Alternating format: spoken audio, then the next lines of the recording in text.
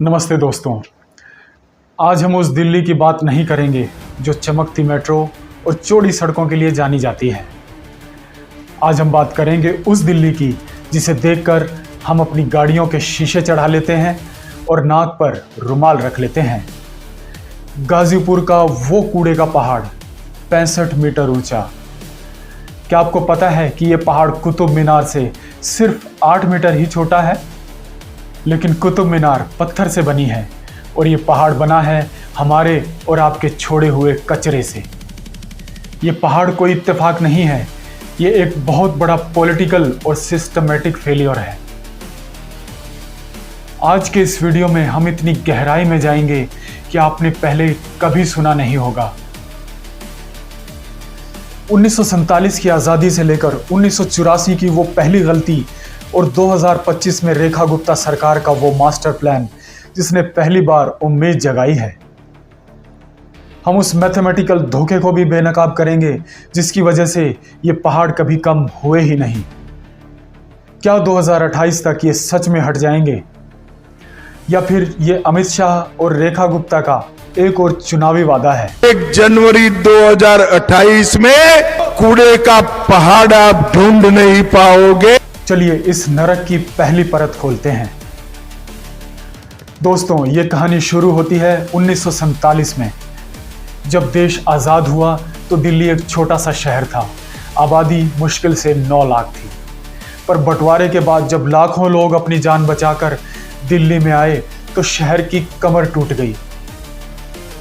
आबादी रातों रात बढ़ी, कॉलोनियां बनी, पर किसी ने भी ये नहीं सोचा कि जो ये लोग कचरा पैदा करेंगे वो जाएगा कहाँ। 1950 से 1980 के बीच दिल्ली बेतहाशा फैली और फिर आया साल 1984। गाजीपुर की उस खाली ज़मीन को चुना गया। सरकारी फाइलों में इसे लैंडफिल कहा गया, पर असल में ये सिर्फ एक डंपिंग यार्ड था। जान लेते हैं दोनों में फ़र्क क्या है। एक असली लैंडफिल में ज़मीन के नीचे प्लास्टिक की एक मोटी लेयर बिछाई जाती है ताकि कचरे का जहर धरती के अंदर ना समा जाए, पर गाजीपुर में वहाँ तो बस कूड़ा फेंकना शुरू कर दिया गया।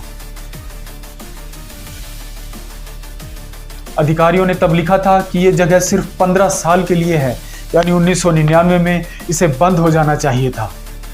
पर क्या हुआ? भ्रष्टाचार, लापरवाही और विजन की कमी। 1999 आया और चला गया, पर ट्रक रुकने का नाम नहीं ले रहे थे। 1994 में भलसवा शुरू हुआ और 1996 में ओखला। ये तीनों पहाड़ दिल्ली के गले की फांस बन गए। आज हम जिस जमीन पर खड़े हैं उसके नीचे 40 साल का सड़ा हुआ इतिहास दबा है।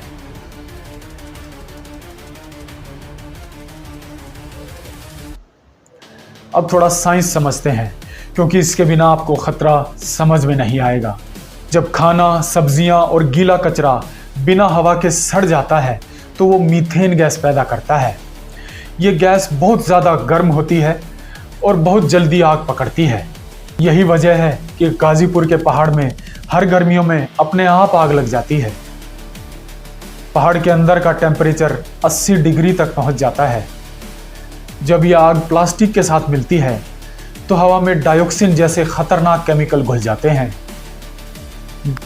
गाजीपुर के आसपास रहने वाले लोग जो हवा ले रहे हैं वो हवा नहीं, एक जहरीला कॉकटेल है।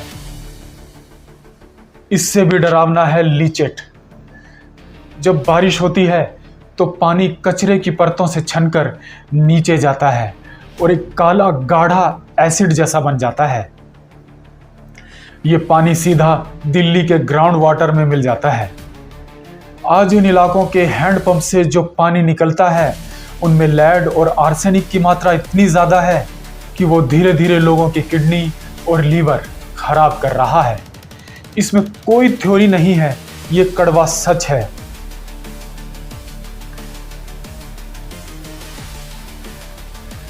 दोस्तों, अब मैं आपको वो बात बताऊंगा जो पिछली सरकारों ने आपसे हमेशा छुपाई। इसे ध्यान से सुनना, क्योंकि ये इस पूरे वीडियो का सबसे बड़ा ट्विस्ट है। इसे हम कहते हैं इनकमिंग वर्सेस प्रोसेसिंग का गैप। दिल्ली हर रोज करीब 11,000 टन नया कचरा पैदा करती है। गाजीपुर में हर रोज 2500 टन नया कूड़ा ट्रकों से आता है। पिछली सरकारों के दौरान क्या हुआ था?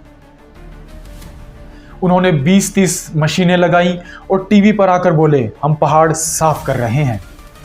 उन्होंने दिखाया कि वो हर रोज 1000 टन कचरा प्रोसेस कर रहे हैं।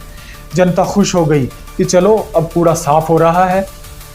पर गणित तो देखिए, अगर 2500 टन नया कूड़ा आ रहा है और आप सिर्फ 1000 टन साफ कर रहे हैं तो हर रोज 1500 टन कूड़ा पहाड़ में जुड़ रहा था।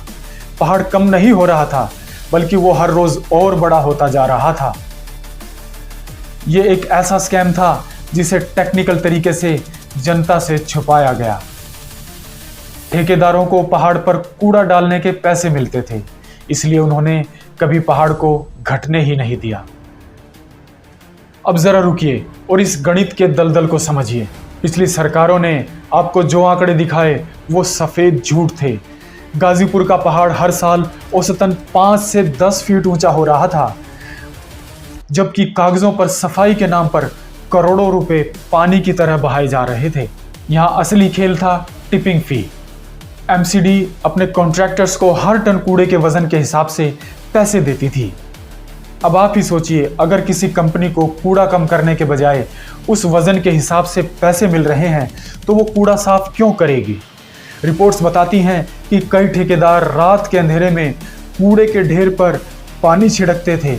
क्यों? ताकि कचरा पानी सोख ले और उसका वजन बढ़ जाए, और अगले दिन जब उसका वजन किया जाए तो जनता के टैक्स का और ज़्यादा पैसा उनकी जेब में आ जाए।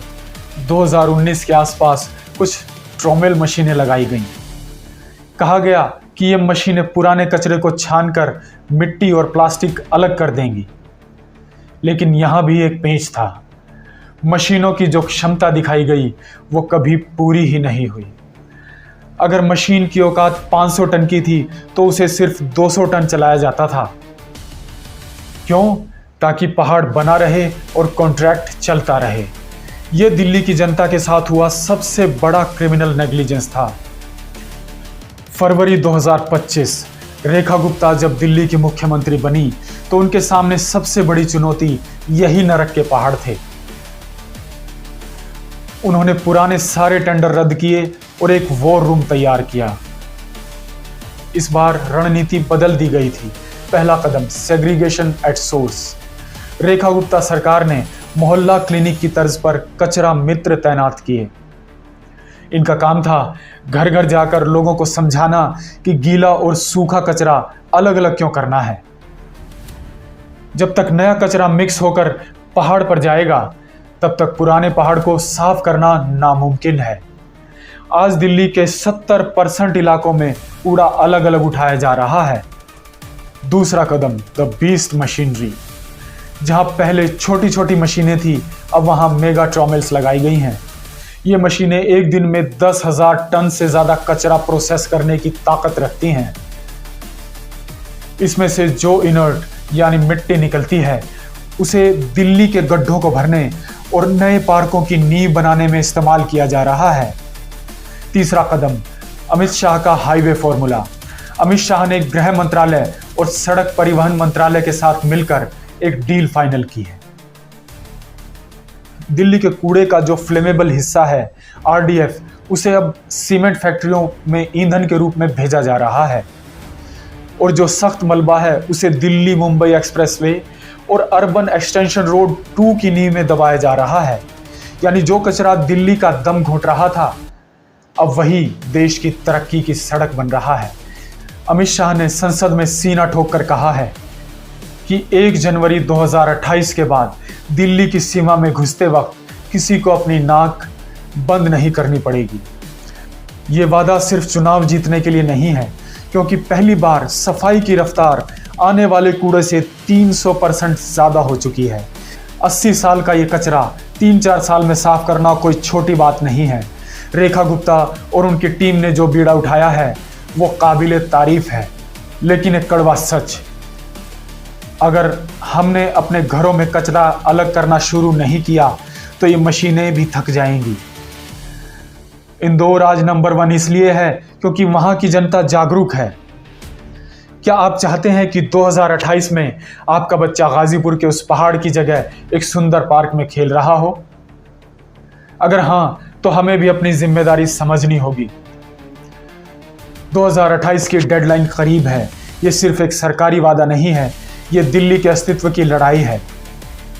आपको क्या लगता है कि क्या रेखा गुप्ता और अमित शाह का यह मिशन कामयाब होगा? अपनी राय हमें कमेंट्स बॉक्स में जरूर दीजिए और इस वीडियो को शेयर करें ताकि ये सच हर दिल्ली वाले तक पहुंच सके। जय हिंद।